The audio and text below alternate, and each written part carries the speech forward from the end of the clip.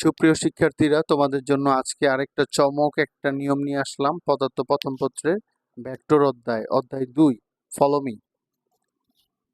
আমরা স্টুডেন্টরা অনেক সময় নদী নৌকার অঙ্ক অনেক ভয় পায়, কিন্তু আজকে ইনশাল্লাহ আমি এমন একটা সুন্দর নিয়ম শিখাবো তোমরা যেন ভয় না পাও। ধরি এটা একটা নদী, নদীর এপার থেকে ওপার, এ থেকে বি সোজাসুজি অবস্থান আছে, আরেকটা আছে আড়াআড়ি এসি বরাবর। আর নদীটার প্রশস্ততা হচ্ছে 400 মিটার, আর এসি থেকে আমাদের যে কোণটা দেওয়া আছে সেটা হচ্ছে 120 ডিগ্রি। তো এখানে কিছু অপশন দিছে, এ বি বরাবর রাফি নৌকার বেগ। তাহলে আমরা দেখলাম এখানে রাফি এ বি বরাবর নৌকা চালাচ্ছে, যার বেগ 6 মিটার পার সেকেন্ড। আর এসি বরাবর হচ্ছে সাফির নৌকার বেগ, এসি বরাবর সাফি নৌকা চালাচ্ছে, তার বেগ হচ্ছে 5.5 মিটার পার সেকেন্ড। আর সিবি বরাবর স্রোতের বেগ সিবি, তার মানে আমাদের এক্স অক্ষ বরাবর যেটা আছে সেটা হচ্ছে 1.2 মিটার পার সেকেন্ড। এটা হচ্ছে স্রোতের বেগ। এখন কোশ্চেনটা কি আমরা একটু বুঝি। গ নাম্বার, সাফির নৌকা প্রকৃত পক্ষে কত মানের বেগে অপর পারে পৌঁছালো? তো তোমরা মনে রাখবা যে কত মানের বেগ এই ধরনের কথা থাকলে আমরা সেটা লব্ধি বেগ হিসাবে ইউজ করব। আমরা জানি লব্ধি বেগের সূত্র হলো W equal root over u square plus v square plus 2uv cos alpha.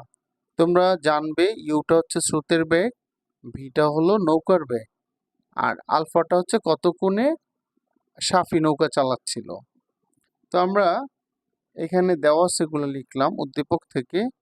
স্রোতের বেগ হলো ইউ 1.2 মিটার পার সেকেন্ড, আর নৌকার বেগ ভি 5.5 মিটার পার সেকেন্ড সাফির ক্ষেত্রে। যেহেতু আমাদের এখানে প্রশ্নে সাফির কথা উল্লেখ করছে, এই জন্য তার বেগটা নিলাম। আর মধ্যবর্তী কোণ হচ্ছে 120 ডিগ্রি, আর লব্ধি বেগ ডব্লিউ সমান ওয়াট। তাহলে আমরা এই সবগুলা মান যদি এখানে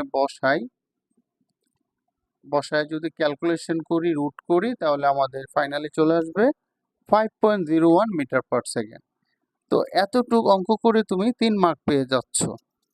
তারপরে আসো ঘ নাম্বার, রাফি ও সাফির মধ্যে কে অপর পারে পৌঁছাবে? গাণিতিক বিশ্লেষণের মাধ্যমে মতামত দাও। তো তোমরা একটা কথা মনে রাখবে, যার সময় কম লাগবে সেই আগে পৌঁছাবে। আর সময় বের করার সূত্রটা একটু সবাই খেয়াল করো।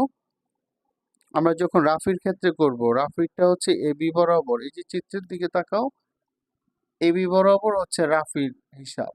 তাহলে এবি বরাবর রাফির মধ্যবর্তী কোণ কত? 90 ডিগ্রি।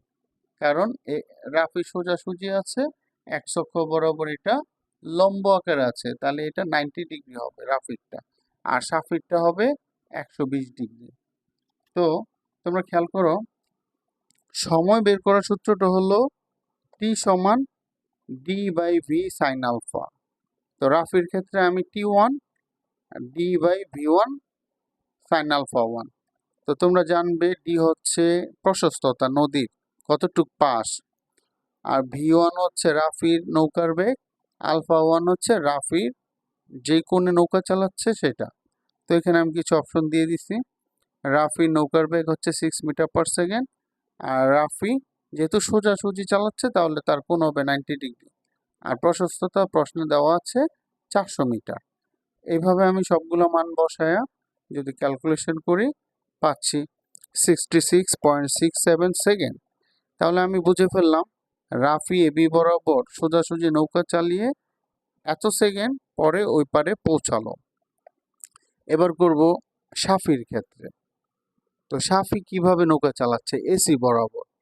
তো তার সূত্রটা হবে, তাকে আমি সাফির ক্ষেত্রে 2 ইউজ করলাম, তাহলে T2 সমান D by V2 sine alpha 2। এখানে V2 হচ্ছে সাফির নৌকার বেগ, আলফা 2 হচ্ছে সে 120 ডিগ্রি কোণে চালাচ্ছিল। জাস্ট এই মানগুলো বসাইলে 83.98 সেকেন্ড পাওয়া গেল। তো তোমরা খেয়াল করবে শিক্ষার্থীরা, যার সময় কম লাগবে সেই অপর পার আগে পৌঁছাবে। তাহলে সাফির লাগছে 83.98, আর রাফির সময় লাগলো 66.67। তাহলে এখানে দেখা যাচ্ছে রাফির সময় কম লেগেছে, তাহলে সেই অপর পারে আগে পৌঁছাবে নিয়ম অনুযায়ী।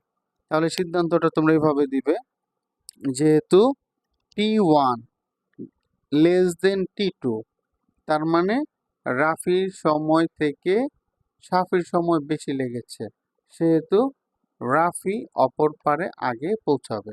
কারণ আমরা জানি যার সময় কম লাগবে সেই আগে পৌঁছাবে। তো ধন্যবাদ শিক্ষার্থীরা, তোমরা এই নদী নৌকার অঙ্ক আশা করি বুঝতে পেরেছো। আর তোমরা আমার পেজটাকে ফলো অ্যান্ড শেয়ার দিয়ে পাশে থাকবে। আর এই সৃজনশীলটা অনেক স্টুডেন্ট আছে বোঝে না, তোমাদের দায়িত্ব হচ্ছে এটা শেয়ার করে অন্যকে জানিয়ে দেওয়া। তো এইভাবেই পাশে থাকবে, পরবর্তী ভিডিওর জন্য ইনশাল্লাহ কাজ করব।